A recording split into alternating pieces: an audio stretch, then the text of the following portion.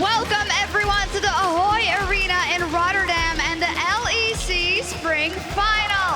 After a monumental win yesterday, Origen have earned a shot at the title. But in their way stand the superstars of G2 Esports looking to win their 5th trophy in the city where it all began for them. Hello everyone, I'm Sjokz supporter counting down with Christy Ender Frierson and Jacob YamatoCannon Mebdi. Guys, this is insane. Yes. Yes! Can I just say, you guys were pretty loud yesterday, but I expect more today. And to help you guys out, I think they should maybe learn some Dutch, maybe? Sounds like a good idea. Okay. 6 languages already. They seem to like it. Okay, I'm gonna keep it basic. So I'm gonna teach you how to say that you're excited for the game, okay? Ik heb er zin in. Ik heb er zin in. Ik heb er zin in. Ik heb er zin in. Ik heb er zin in. Ik heb er ook zin in. That worked out perfectly. Can we do it together? 3, 2, 1. Ik heb er zin in. Rotterdam.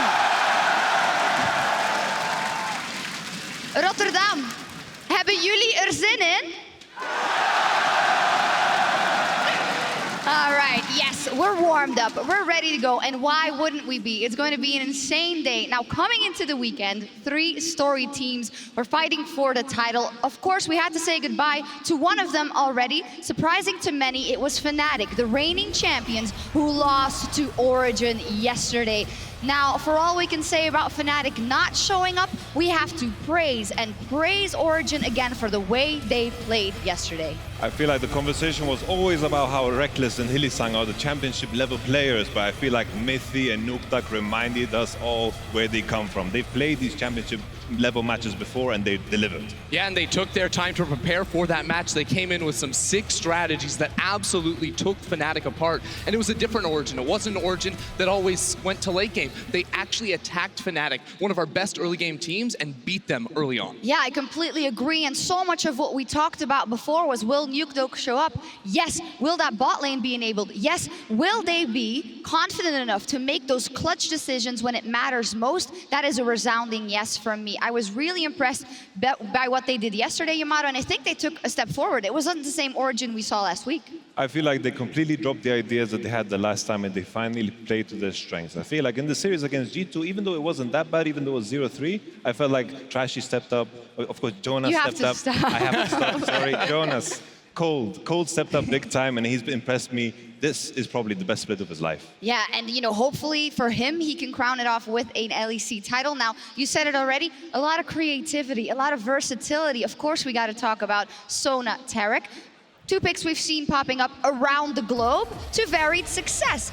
What was it like yesterday and what makes it so strong? Well, I think we have to understand what makes it so good. And the duo, really, you don't pick it for early lane strength. It actually is very weak in lane, but the team fighting power of the sustain and the unkillability of that duo is so powerful. Basically, you take the Frostfang, the Spell Thief's Edge on the Sona, you don't farm any of those minions. You actually just use it to harass and pick up CS until your quest unlocks. After that point, you're gonna get to last hit your minions. You don't lose out on that active, and you're going to continue to get more gold with that GP10 on the item. However, always when Crazy comes aboard and everyone thinks it's incredibly broken because you see it in the team fights, always afterwards comes the counters. And Origen just showed us the Blitzcrank, showed us how to gank it. I think that's one way to attack it because they can't really control the wave. Another way to attack it that Origen also did is play the 1-3-1. So on a Tarek, they don't want to split up. They're a duo that's going to stay together for the rest of the game. Split them up, play the Z on split push, create a 1-3-1 situation, and all of a sudden they don't get that AoE value from their ultimates and their healing spells. And also what was so powerful about Origen,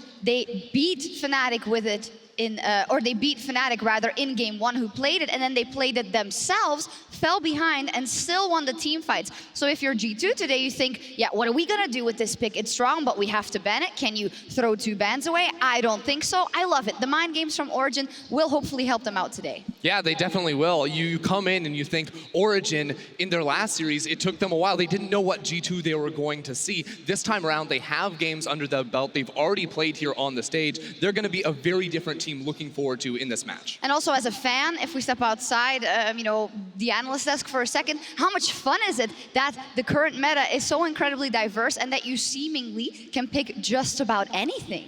I love it. For me, it makes my job a lot harder as a coach because, you have, I don't know how many, 140 champions that you need to keep track of, and always players come in with these new ideas. I want to play Heimerdinger. This guy did it. Okay, let's just try it. Why not? Let's do it, yeah. And it's especially knowing the fact that there wasn't that much time to prepare for either team coming into today. I hope things get absolutely crazy. However, if we button up what happened yesterday, let's take a look at the bracket. We mentioned it already, Fnatic, the reigning champions, they are out. In the end, they weren't strong enough to beat OG. And I think with that, maybe we can also button up Fnatic's split so far. Of course, coming off kind of the low point of losing that Worlds final, but still making it there. Changes in the roster, starting off bad, and still actually winning a lot of games and being competitive in the playoffs. I think it was absolutely crazy to think of what position they were in the beginning of the split. They were 1-5. It looked like the Fnatic train has just ran off its tracks. And Fnatic pretty much just came back. They won every game, and they looked super strong. And all of a sudden, in playoffs, they looked like a contender. They rolled over Vitality, my team, and afterwards Splice. And there was a lot of these question marks. How far can Fnatic go? And I think it's important to remember from what position they were in, and remember that it was very impressive what they did. But if I think about Fnatic as a whole, I think definitely changes are coming, because Fnatic is a team that want to contend for the first place spot, and I think this team, as a roster, I think they've kind of capped out. Yeah, I mean, remember, Fnatic was a team that was in the World Finals last year, and they kept 4 key components of that roster. Well, now they're not on the stage playing in the finals today, so it has to be a disappointing split for them. Yeah, definitely. If you look at the pedigree of Fnatic, we're going to have to see what happens for them in summer. However, many players try and get to the highest level, but during the regular season, only one stood above the rest and led his team to the first seed. Let's meet our 2019 LEC Spring Split MVP.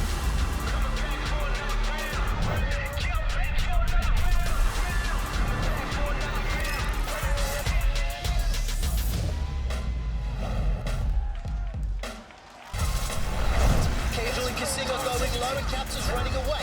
Estimating smash comes down, but there's not a follow-up. Wonder's hunting Kagel, trying to get the shutdown goal. Kagel is worth so much money, but look at the burst damage. Has it done yet? It's got one, it's got two. Getting cut down now. Take a photo of the fight. He's going to try to find the XG. He's going to get one back, but has to stop Kagel. Trying to get the rest of his team. The receptor there for the jumps. One, he's looking for the next one on it. Is it easy? Just all too good for Cap. But now on the back foot of the down. Wants to put you on 1, 2, and 3, but the ignite, the fade away, the Power Rangers finish. Don't even look at him die. Caps has the throwing position. He's going back. Need to teleport in soon because Caps just in. Surprise, says Caps. That's 2 down. About to follow. You know I got this. I'm ready to rock this. Caps just chasing himself midway here. Throwing away the point. Rush in, jumps in. They know the band's going down. Once he's got it, now making it on the side of the pin. Void Rush in from Caps just takes the kill. For G2 Esports, Nemesis, he dashes for Protobot, uses the ult, instant clutch on Cap, final star onto Nemesis, and Caps, ladies and gentlemen, solo kills Nemesis.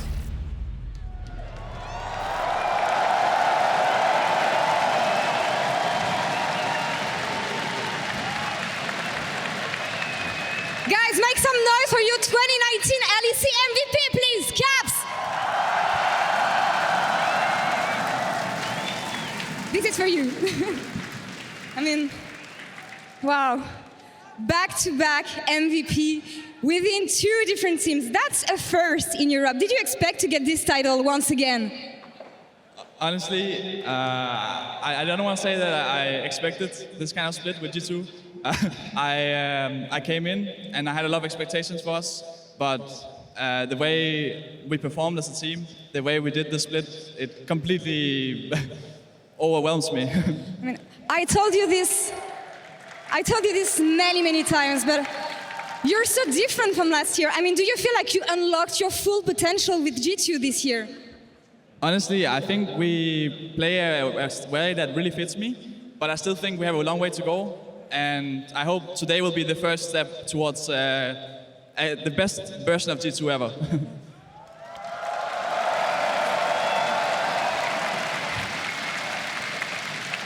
I gotta ask, on behalf of everybody standing here today, you're acknowledged as one of the most talented players ever in the history of EU and one of the best mid laner worldwide. What makes you so good? How are you so good? What is your secret? Tell us. I mean, I don't think that's like any secret. I think it's hard work, right? It's playing the game, it's loving the game, you know. Yeah. Brad did a good job.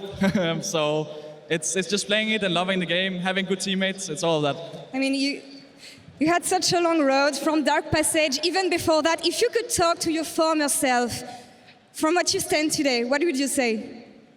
I would just tell myself to keep trying and keep believing. Yeah. Even before I joined Dark Passage, I had a lot of times where I failed to qualify for the Challengers, but I kept trying. I lost the LCS last year, or 2 years ago. Mm-hmm. And then last year we had a super good year, and now we're here in the final again, so keep trying. Looking to have an even better one. You'll be playing in the finals in a few minutes. Is there any words you would like to say to every fan of G2 and every fan of yours who's standing here today watching you? I just want to thank everyone, honestly. You guys have been so great. The amount of people I see.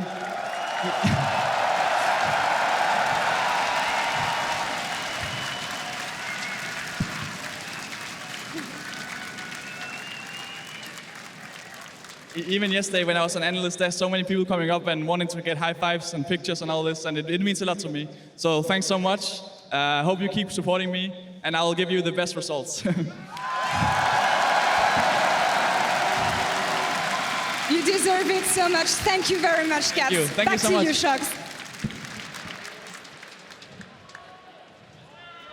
Thank you very much. Well, what a wonderful interview again. You know, obviously he deserves it when it comes to the way he plays on stage, but I think the fact that he's amassed such a big fan base and respect from people in such a short amount of time really speaks to the kind of person he is, and he said it there, hard work, dedication, and he's just also so funny, wholesome, and just an all-around great guy. He's such a likable person. Yeah. I think in every interview you see and the interactions you see in the G2 videos as well, you see his personality shine through, and I just don't feel like he has a bad bone in his body, and I think that's why everyone gravitates He towards does the minute he steps on the ring. Yes. That's when he becomes bad. So then, Caps and G2, tonight they step on stage looking to take their 5th title. It is actually in the arena when they won it the first time back in spring 2016.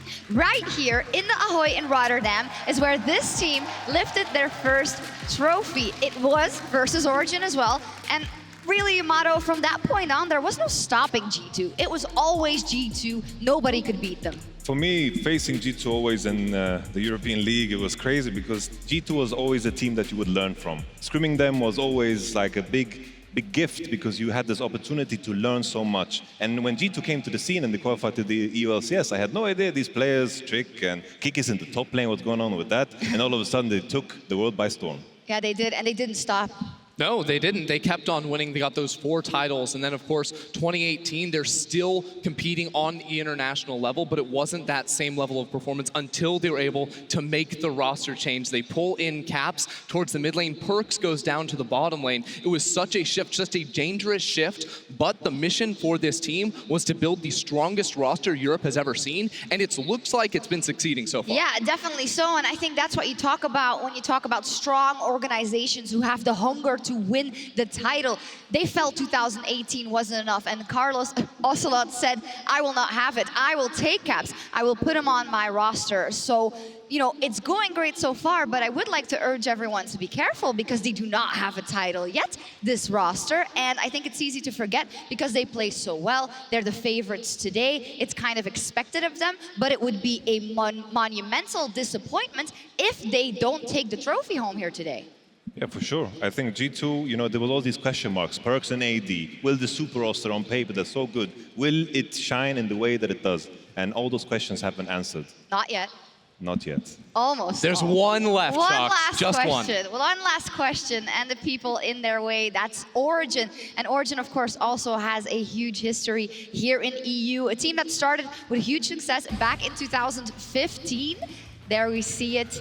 Fantastic year for them, also went to the World Championship and got to the semifinals, but it really stopped there, and I think that's why it's so impressive that they've rebuilt everything from zero today. Yeah, they had to make the move. When they lost Mithy and Sven, everything fell apart for this roster. But this year, they bring Mithy back, they join the LEC, and they get off to a little bit of a bumpy start, but it looked so good for them towards the second half. This team really built on the fundamentals of the game, understanding it so well and playing as a team. I feel like they're following the same recipe as in the past. They had 4 veterans that had a lot of experience, and they brought in the kind of rookie AD carry. I know Patrick has played a couple of splits, but I feel like he fits in the same mold as Sven. I think they have the same recipe going on for themselves with the 4 veterans once again and Patrick, and I think it's a way to go.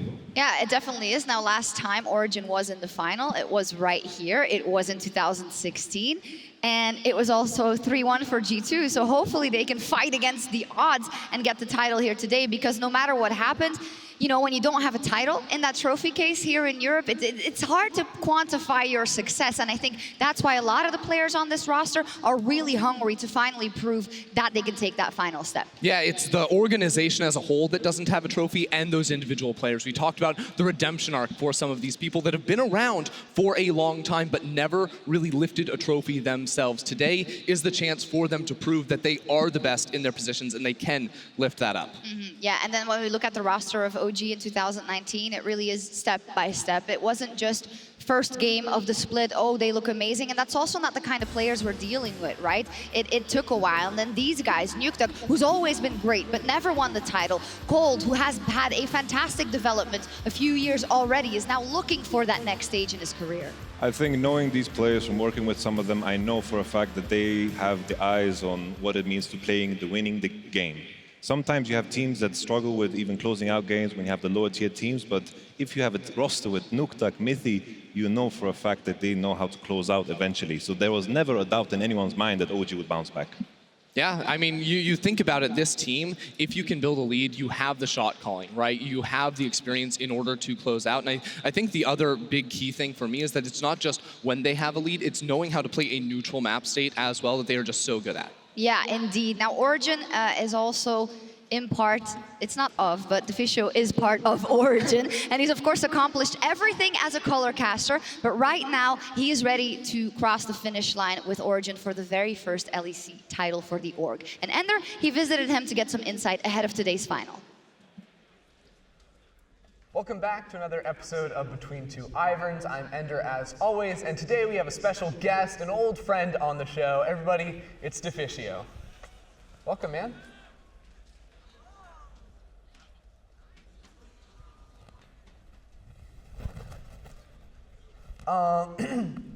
So it's been a little while. How have you been? What have you been up to since you left shoutcasting? I've been you know, managing Origen. Yeah. You might have noticed if you did any research. Okay. Why would you? Why make the decision to go to Origen? Instead of what? Going to like Fnatic or G2 or some other team? Like, are you making fun of me for going to Origen or what? No, I'm just trying to ask you, like, why you make that decision. Look, I'm not like. So you don't on those cards have like stuff prepared for like when I say Origen, you say, oh, you could have gone with the successful Spanish owner or something. No, I just have the question. There's nothing else. Okay. It's just the question. Like, come on, we're friends. We're just gonna have a chat. I mean, I think friends, very strong word. Why are you doing this? Because this is the show. Are we cool? You're gonna do this to me. No. How much longer do we have? Jesus Christ. Okay. What are you most proud of in your career? In my career? I mean, you're probably going to say something about Copenhagen Wolves going to relegation or whatever. I'm not going to make a joke about Copenhagen Wolves. Look, Copenhagen Wolves, they were a great team. You know, it doesn't matter that they lost most of their games, they went to relegations. You had Svenskeren and Bjergsen, incredibly talented players. They went on to accomplish so much. They had no fans. They lost all of their games. No one actually cared enough to watch or cared about you. Like, they were a great team. Copenhagen Wolves. Yes. You had Bjergsen. When you started casting, you had Quickshot. Last year, you had me and Vedius. And now you've got Expeke on Origen. What is it like to have been carried your entire career?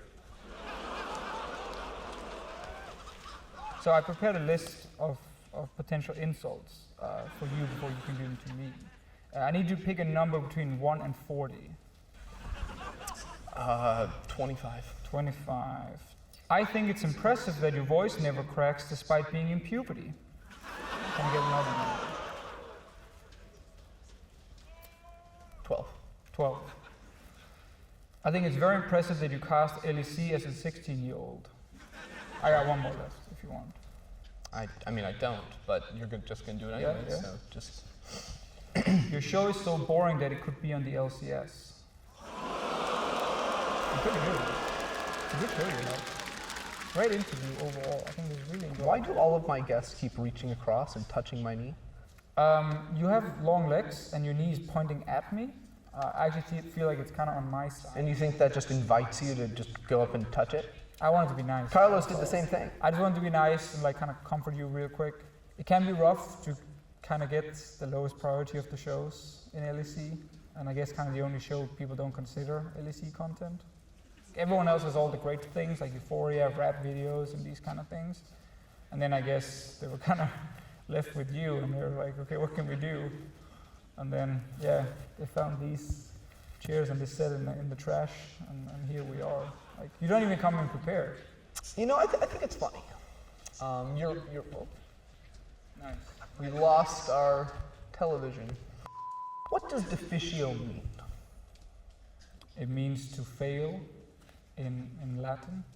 Is that why you joined Origen and not G2? To fail. To fail. So, Deficio, it's been pretty successful. And, come in. Come in, Trevor. Hey, dude, you ready for dinner?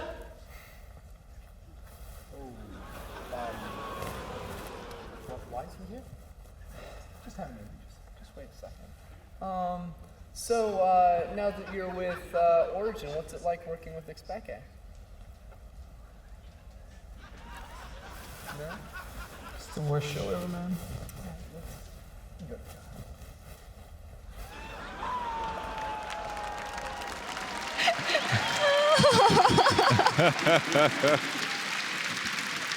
Oh, yeah, cliffhanger in the end. That's why they made me put you on the analyst. It was a lovely dinner, I'll have you two know. Oh, fantastic. Deficio, he's probably not too sad about it because he's in the final with Origen. Now, they're up against G2 Esports, and now when we get into the nitty-gritty of the matchup, it would be very easy to say OG has no chance in the world. Last week, they got absolutely demolished at the hands of G2 Esports Yamato. What can they do? What is OG's winning recipe? I feel like there's 3 key ingredients to create this OG methodical gameplay that we know and love. Nuke Duck on champions that are pretty much giving him the power to take control of the game.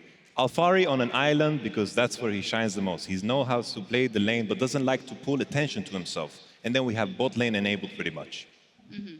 Sounds easy enough, but you're up against G2 Esports. And like, I think it's always quite simple to say what they should do in situations like this. And I think the fact that they were able to demonstrate it versus Fnatic is a hopeful sign. OG seems to have learned a couple of things in that week. Yeah, and I think a big difference maker for me was Mithy and just his ability to position in team fights on so many different styles of champions, whether it was the Blitzcrank waiting on the side, hooking people out of Kindred ults or Taric ults, or the Tahm Kench, making sure his carries could literally never die. He really stepped up in that series and was a massive difference maker for Origen. It was. They succeeded yesterday, but the reality of it is that G2 just looked incredibly, incredibly strong. After the couple of weeks they had off because they were locked in as #1, there were question marks, but all those were answered last week. They are still the fantastic team they were in week 1. Most stacked roster in EU of all time, possibly. How do you attack something like that? Well, in order to attack it, you have to understand the machine. And what it starts with is the fact that G2 just have the best laners in the league. Top to bot, it's really tough to beat these guys in their matchups. But what makes this team so special is the period between 15 and 25 minutes. They fight you so frequently. They don't give you room to breathe, let alone think about the game plan. And that's what becomes terrifying because they come in with the lead from the lane and then do not let up. I think G2 is just the pinnacle of what European League of Legends should be. I think it's so hard to face up against them. It's great to practice against them. And I think at every level, I think they're so strong. And when it comes to analysis, we always talk about how hard it is to prep against them. It's also hard to talk about how you beat them on the analyst desk. It seems so. You said it, pinnacle of European League of Legends, and that is why it would be so impressive and such a monumental occasion if OG managed to beat them. We're getting closer to getting on the Rift, so I want to just take a look at some matchups. As said, there are so many good players on the Rift today, but one lane in specific is incredible. Perkz versus Mythy, two former teammates facing off in the bottom lane. Of course, they played together on G2 for years, and what I love about this is that they face each other and they are both at the top of their game. I feel like we're in some crazy alternate universe because they're no longer on the same team. Perkz is playing AD carry, Mythy is back from a troublesome split over in TSM, and we're here.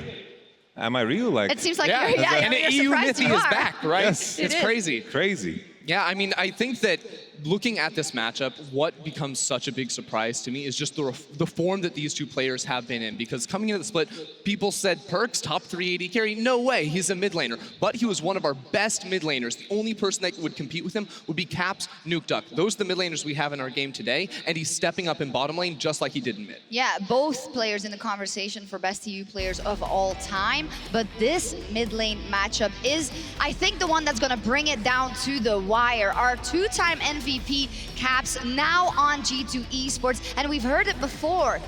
Is everyone convinced before they lift that trophy? No, they have to do it, and Nukeduck could be the guy to stop him. And we've said in the past, he is the only person and the only mid laner that has the weapons to face Caps. For sure. I think Nukeduck, what's so impressive about him was that he was around during the Alex-ish era, the XPK era, and he was at the top of his game back then. And right now, there's only one old gun that still stands, well, two if you want to include FLICKR. Obviously, he wants to face him again. You see Mythy on the screen and Lemon Dogs as well. Cap solo kill. It's just the fact that he can keep up with all these young guns, Perkz, and of course Caps and Jizuke, and still be at the top of his game, that is unheard of. No other player is maintaining his level at the top for so long. No, can I quickly get your predictions? We're very close to meeting the players on stage. Tell me who and why. I think it has to be G2 3-1 for me. I think Origen can come in prepared and get a win today, but ultimately G2 are so stacked as a team. I think the mid lane is going to be super important in this match, and that G2 will win out there, which will get them the series victory overall. I think G2 are going to play for the prio in mid, and I feel like they have so many options on the Rift to play into top, into bottom, as long as all roads lead into bottom. But you know, the story about OG, it's like a Hollywood movie almost. You know, it's all about you face the final boss once, you get punched, and you fall back, and you see all this training process. We saw the training with Fnatic, and now they get to face the final boss, the last 10 minutes of the movie. But this is no Hollywood. This is real life, and I think G2 will take a 3-1. There we go. It's going to be a momentous occasion, an epic battle, and the very first LEC title is on the line tonight as G2 and Origen clash on the Rift. LEC fans, join us in counting down towards the opening ceremony live from the Ahoy Arena. What up? What is Origen?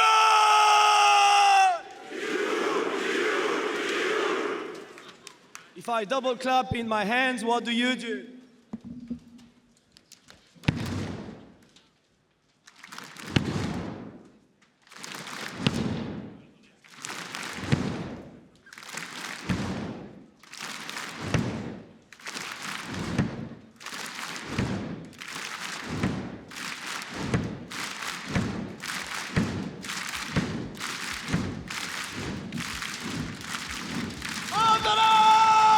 What is Origen?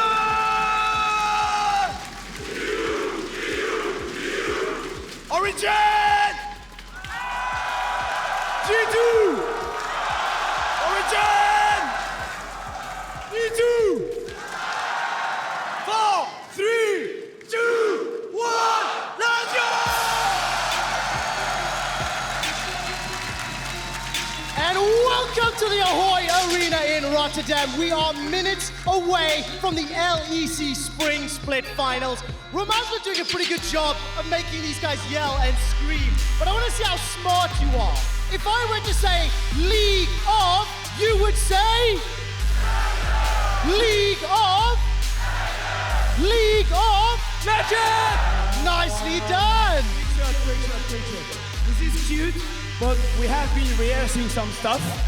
So, Rotterdam, what is your region? That's cute. That's not bad.